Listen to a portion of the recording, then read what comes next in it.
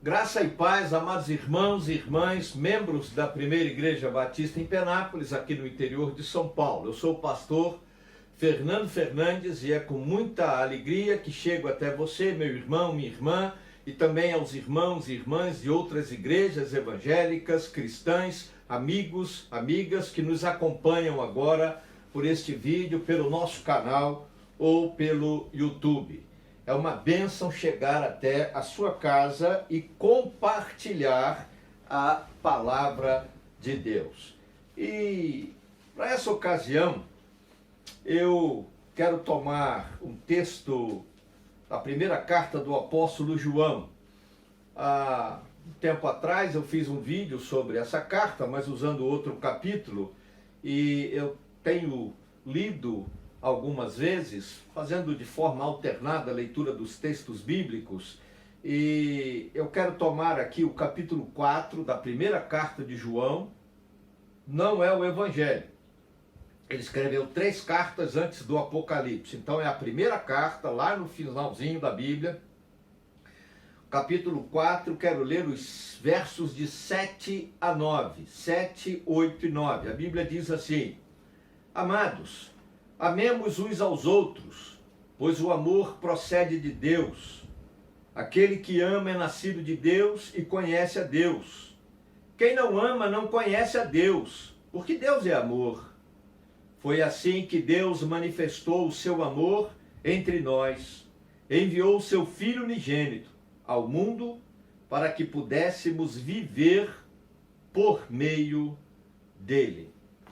E é interessante, podemos até ler o verso 10, e ele diz assim: Nisto consiste o amor, não que nós tenhamos amado a Deus primeiro, mas em que ele nos amou e enviou o seu Filho como propiciação pelos nossos pecados. Mas, na verdade, eu quero me ater aos versos de 7 a 9 e refletir com você sobre o seguinte tema: amor ao próximo. Que desafio! Amor ao próximo. Que desafio! Amar o próximo é algo tão desafiador que, quando perguntaram a Jesus qual é o maior de todos os mandamentos, ele disse: amar a Deus sobre todas as coisas e ao próximo como a ti mesmo. Aí alguém fez uma pergunta para ele assim: mas quem é o meu próximo? Achando que Jesus ia responder que era o pai, a mãe, o irmão, a esposa, o marido ou um filho. Mas Jesus contou aquela parábola que nós conhecemos como sendo a parábola do bom samaritano. O homem que estava caminhando, foi assaltado, largado, jogado, aí passou um religioso, passou outro conhecedor da lei, todo mundo fugiu do cara, ninguém quis ajudar. Aí veio um samaritano, um judeu mestiço, que era considerado de segunda classe, a ralé daquele povo na época, em Israel, e ele parou, cuidou do cara, andou a pé porque o camarada foi montado no burro dele, chegou na estalagem, pagou, deixou dinheiro para cuidar das feridas do cara e foi embora. Ainda disse: quando eu voltar, se o dinheiro não tiver dado, eu acabo de pagar a conta. Aí Jesus olha para todo mundo e diz assim: quem você acha que agiu como próximo? Aí alguém disse: aquele que agiu de misericórdia. Quem agiu de misericórdia? O samaritano. Jesus responde: vai e faça do mesmo jeito que esse homem, por quem você tem grande preconceito, fez. E está aí, queridos, a natureza do ser humano, corrompida pelo pecado, é uma natureza preconceituosa, gananciosa, cheia de soberba. É por isso que nós carecemos da misericórdia e do amor de Deus, porque senão a gente ama o marido, a esposa, ama até um filho, e de repente num acesso de raiva, de fúria, você até quer matar o outro. Acontece essa loucura. Ainda mais nessa sociedade onde as pessoas não sabem lidar com as perdas, crianças que são educadas nessa nova metodologia de que não pode corrigir, disciplinar e nem dar uma palmada, mas que tem que ser bajulada, tratada. É um bando de gente descompensada, um bando de gente desestruturada. E aí acontece, como vimos notícias aqui na nossa região, você pode procurar aí na sua região também, um jovem, porque a moça não queria mais viver com ele, namorar com ele, ficar junto com ele, matou a moça com 25 facadas. 25 facadas. Isso é execução. Porque não foi apenas um acesso de raiva, era ódio, coisa demoníaca, satânica, para destruir o outro, o próximo, a quem a Bíblia diz que devemos amar. E aí residem desafios grandes. E nós identificamos nesse texto, o primeiro deles já no verso 7, amar o próximo exige mutualidade, vai e vem, vai e vem. Aí eu amo por nós dois, isso não existe. Ah, eu amo, também não existe. Ah, mas ele me ama, também não existe. Amor ao próximo é mutualidade, compartilhamento. Amem-se uns aos outros. Vai amor, volta amor. Vai compaixão, vem compaixão. Vai graça, vem graça. Vai sinceridade, honestidade, volta sinceridade, honestidade. Porque quando nós amamos, nós compartilhamos. Quando nós amamos, nós nos relacionamos. Isso é um grande desafio para o ser humano. Pensa, ainda mais num tempo de isolamento social. Como? E ainda mais se eu tenho direito personalíssimo, inclusive de exigir que aquilo que eu penso e que eu falo seja admitido como verdade. Isso é loucura. E é um grande desafio. Falta para a gente a compreensão de que, pela perspectiva humana, simplesmente com o coração, ou com aquela partezinha do cérebro que tem sinapses, quando nós amamos alguém, não funciona. Porque amor não é sentimento. Amor não é apenas ação de bondade. Amor é algo espiritual. Amor exige muito mais do que simpatia. Sabe? Simpatia é aquilo que chama atenção pelo visual. Amor é algo que carece, necessita de empatia. E a melhor definição de empatia, mais simples, é uma ponte que se cria entre dois corações. Se você não consegue ter uma perspectiva espiritual de Deus, para deixar que o outro tenha acesso à sua alma, ao seu espírito, você não consegue amar verdadeiramente. Porque o amor procede de Deus, diz o texto bíblico. A procedência do amor não é humana. A procedência do amor não é científica. A procedência do amor não é terapêutica. A procedência do amor, da onde ele vem, da onde ele brota, é de Deus.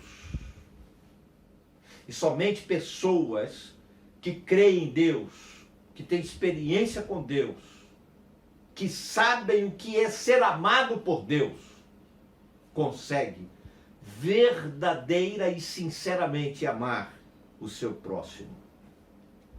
Outra questão interessante, que é um desafio para nós, é a compreensão de que a capacidade de amar ou não o próximo reflete a nossa condição espiritual. Observe o texto no verso 8. Quem não ama não conhece a Deus, porque Deus é amor. Sim, de cara o texto já está dizendo o seguinte: se você não consegue amar, você tem algum distúrbio psicoemocional, filho. Procura ajuda. Pode ser neurológica, porque está no cérebro, mas pode ser psicológica, algum trauma encastelado. Pode ser uma questão psicoemocional, ou seja, a sua mente foi afetada, distorcida, então você tem dificuldade de expressar isso em emoção. E emoção se expressa com gestos, com palavras.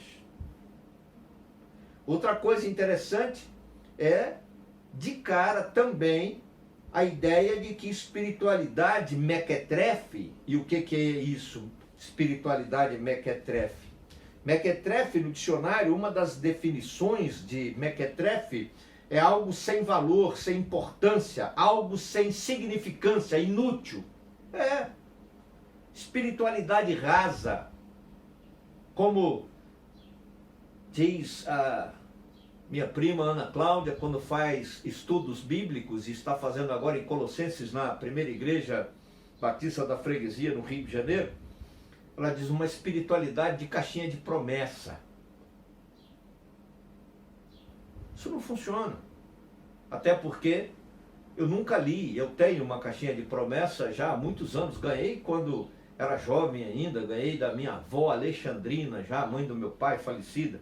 E eu tenho comigo, já está velhinha, quebrada, a tampa não existe mais, mas eu tenho. Eu nunca achei um versículo de exortação, disciplina. Só tem palavra de bênção, promessa de bênção. É lógico, a ideia é essa. Isso não funciona, querido. Espiritualidade verdadeira, espiritualidade que faz sentido, espiritualidade que tem utilidade, ela se baseia na Bíblia inteira.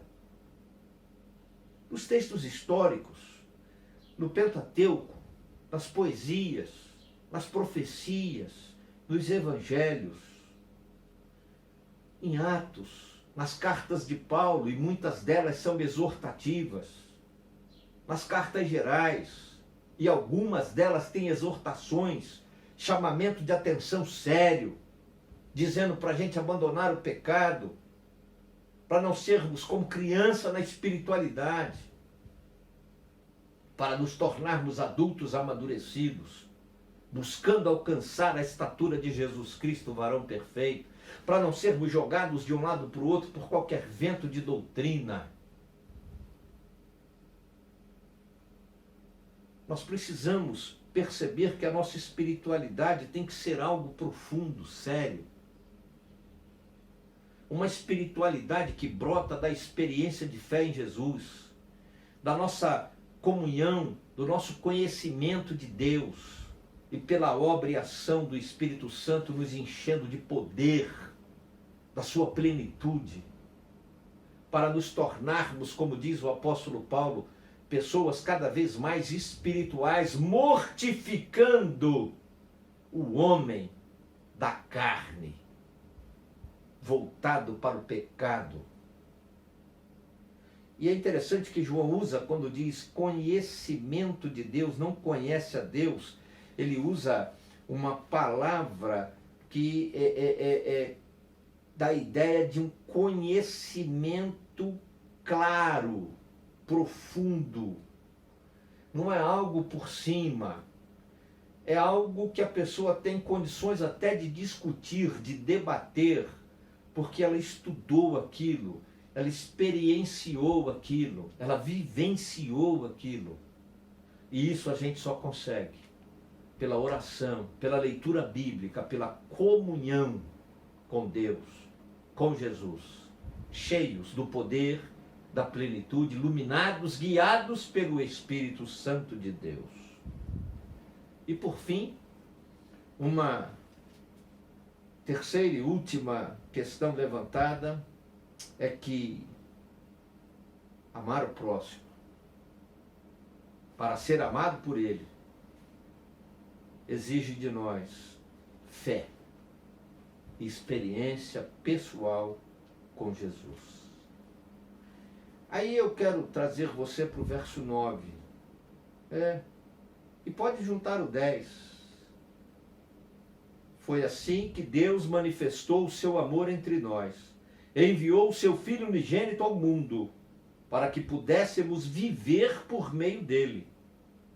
Nisto consiste o amor, não em que nós tenhamos amado a Deus, mas Ele nos amou e enviou o seu Filho como propiciação, perdão, sacrifício que perdoa pelos nossos pecados. Deus manifestou o seu amor, e a Bíblia diz isso claramente, essa manifestação é na cruz do Calvário. Para que pelo sangue de Jesus sejamos perdoados e purificados de todo pecado. E nós devemos viver por meio de Jesus. Não mais por meio das forças e capacidades e habilidades humanas, mas viver por meio de Jesus Cristo. Cheios de capacidade espiritual para perdoar, para passar por cima de problemas e dificuldades, para não tentar fazer prevalecer apenas o nosso interesse e a nossa vontade, mas para que o outro seja perdoado por nós se falharam conosco e por Deus através de Jesus se pecaram contra Deus e nos magoaram. Mas se eu não tenho experiência de fé com Jesus, eu jamais consigo entender isso. Porque a natureza humana, se alguém me magoou, eu quero pagar na mesma moeda. A natureza humana, corrompida pelo pecado, ainda está na perspectiva lá da lei de Talião, do Código de Hammurabi e até do Antigo Testamento. Olho por olho, dente por dente, vida por vida. Mas Jesus veio e disse, não, você tem que perdoar quem te maldiz, você tem que abençoar quem te amaldiçoa, você tem que amar o teu próximo como você ama a você mesmo, se a referência desse teu amor é o amor que você tem a Deus em primeiro lugar, acima de tudo. É um desafio. E é por isso que Deus manifestou o seu amor por nós em Cristo Jesus. E manifestou esse amor de forma que nós pudéssemos entender que há como ser perdoado e há como perdoar até o próximo que nos maltratou, a pessoa que nos fez mal, para que não sejamos tidos diante de Deus como alguém que falhou no seu propósito de amar ao outro. Não porque somos mais capazes ou melhores do que qualquer pessoa, mas porque amamos o nosso Deus. Um Deus que é amor e que mandou o seu Filho morrer por nós na cruz para dizer para mim e para você, eu te amo. E se você crê em mim, eu faço você alguém capaz de amar e perdoar. É um desafio. Mas, pelas misericórdias de Deus, somos capazes. Nos tornamos capazes. Porque aprendemos a amar como aquele que é amor. Que Deus abençoe você. Se alguém te fez mal, se alguém te feriu, abra o teu coração, estenda as tuas mãos em amor, libere perdão. Se você falhou, pecou contra Deus, contra alguém, machucou alguém, peça perdão a Deus, abra o teu coração, seja humilde e diga, me perdoe, eu errei. Deus restaura, Deus te ensina a amar. Quando você aprende com Ele, que é amor, e com a manifestação de Deus na cruz do Calvário, no sangue derramado de Jesus, o que é o amor e como se deve amar. Deus te abençoe. Senhor Deus e Pai, em nome de Jesus eu oro e peço que o Senhor jogue por terra agora tudo aquilo que pode causar desamor, divisão, que pode causar intriga entre famílias, amigos, irmãos na igreja, em nome de Jesus, porque a inimizade não vem do Senhor, é coisa do diabo. A quebra de comunhão é coisa de Satanás e nós repreendemos isso agora em nome de Jesus Cristo. Mas enche o nosso coração de quebrantamento e humildade para pedirmos perdão porque não amamos o próximo. Enche o nosso coração, Senhor, de coragem para a gente pedir perdão a alguém que machucamos e também para confessarmos os nossos pecados e pedir perdão ao Senhor. Porque Jesus morreu na cruz para que nós sejamos perdoados e purificados de todo o nosso pecado. E para que possamos aprender a amar e nos tornemos capazes de amar sem interesse. Porque o Senhor Deus é amor. E porque o Senhor Deus nos ama e permitiu que Jesus morresse na cruz para que nós pudéssemos aprender e entender o que é o amor. Ó Deus, torna-nos pessoas amoráveis, porque desfrutamos do teu amor e porque amamos a Jesus Cristo, nosso Salvador e Senhor. É no nome de Jesus que abençoamos a cada um que assiste esse vídeo agora, clamando por tua libertação, pela reconciliação de relacionamentos, para o louvor da tua glória. Amém.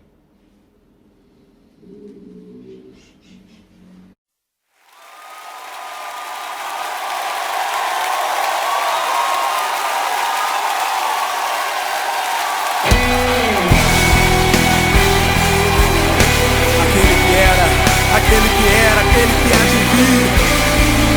Tu és e sempre serás Deus. Tu és e sempre serás Deus. Nos momentos bons, nos momentos maus. Tu és dono de todas as circunstâncias.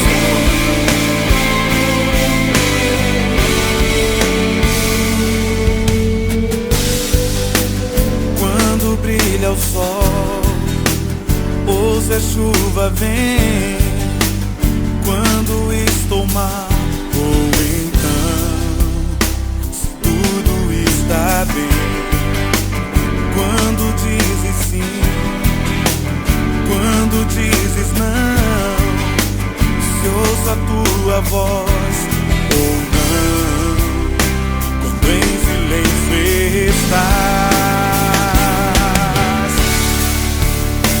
serás sempre Deus e sempre me amarás.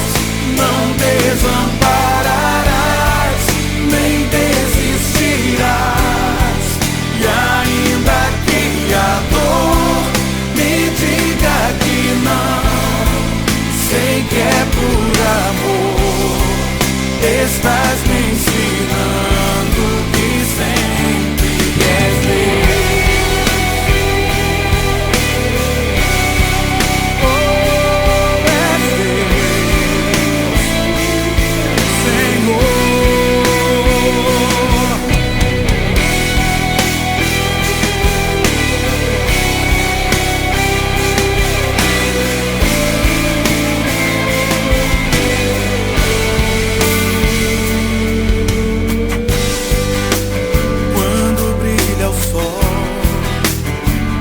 A chuva vem quando estou mal, ou então se tudo está bem.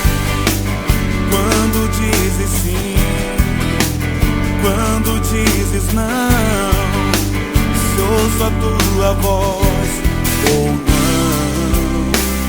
Em silêncio estás, serás sempre Deus e sempre me amarás. Não desampararás, nem desistirás. E ainda que a dor me diga que não, sei que é por amor.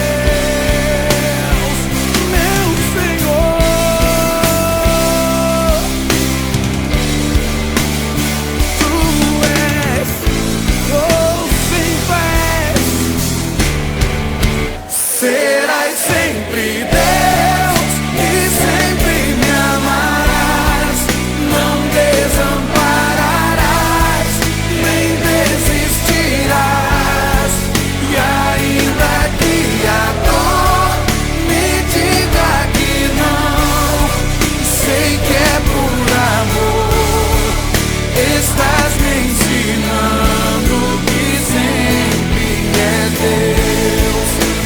Serás sempre Deus e sempre me amarás.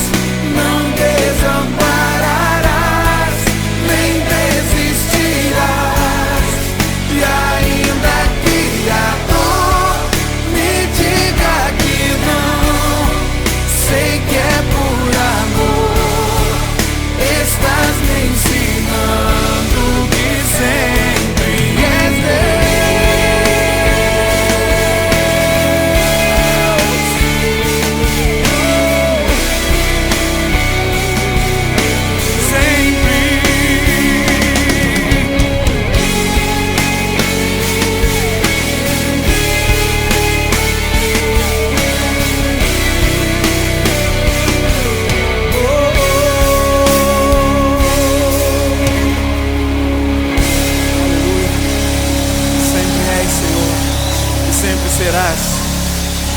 sempre serás aquele que era, sempre serás Deus.